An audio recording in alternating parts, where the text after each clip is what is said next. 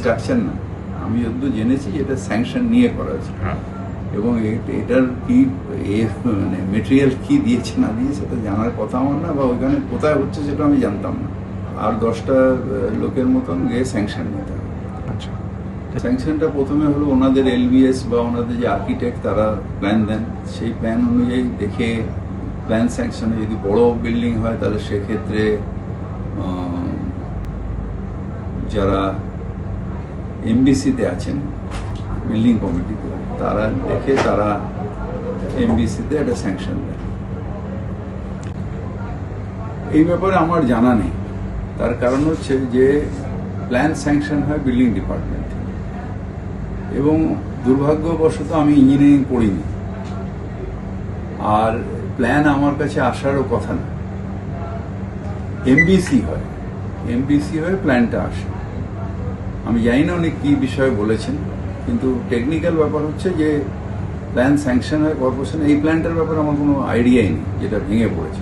General plan sanction হয় কর্পোরেশনের building department, MBC হয় আমাদের কমিশনার হয়ে, ওটা অ্যাপ্রুভালের জন্য আমার কাছে এমবিসিটা আছে, এবং ওটা শুধু ফর্মালিটিজ একটা, জাস্ট সই করা। মানে এমবিসিতে টেকনিক্যাল পার্সনরা থাকে এবং আমার ওটার মধ্যে কোনো এখতিয়ারও নেই। কোনো প্ল্যান স্যাংশনের ক্ষেত্রে এক্স মেয়রের কোনো মানে এখতিয়ার নেই, বা কোনটি ইলিগাল হলো কোনটা হলো না সেটা দেখারও এখতিয়ার আমার নেই। কাকে বিল্ডিং ডিপার্টমেন্ট নোটিশ দিচ্ছে, কাকে ভাঙছে, সেটাও যেরকম দেখার এখতিয়ার আমার নেই, সেরকম বিল্ডিং প্ল্যান স্যাংশনের ক্ষেত্রে দেখার এখতিয়ার কোনো মেয়রেরই নেই, আমার না, কোনো মেয়রেরই নেই। এটা কর্পোরেশনের রুলস। সেটা নিশ্চয়ই আগে যখন আমি ছিলাম রেস্কিউতে যেতাম, অনেকগুলো সিস্টেম করেছি কর্পোরেশনে যখন ছিলাম, যাতে ইল্লিগাল নয়। আমি যতদূর জেনেছি এটা ইল্লিগাল নয়, সুপারভিশনের অভাব। সুপারভিশন তার মেয়রের বা কমিশনারকে সুপারভিশন করতে পারে না। আমি গেছিলাম ওখানে, একটা মানে অপ্রীতিকর পরিস্থিতির সৃষ্টি হয়ে যায়। পুলিশ আমাকে রিকোয়েস্ট করলো যে ওখান দিয়ে গেট খুলবেন না। আমি গেট পর্যন্ত পৌঁছে গেছিলাম সবার আগে, মানে যখন জাস্ট ভেঙে যাই, বিধানসভায় খবর পেয়েছি, দৌড়ে গেছি। আপনার অ্যাসেম্বলি কনস্টিটিউয়েন্সির মধ্যে পড়ছে? আমি গেছিলাম, ঢুকতে পারিনি।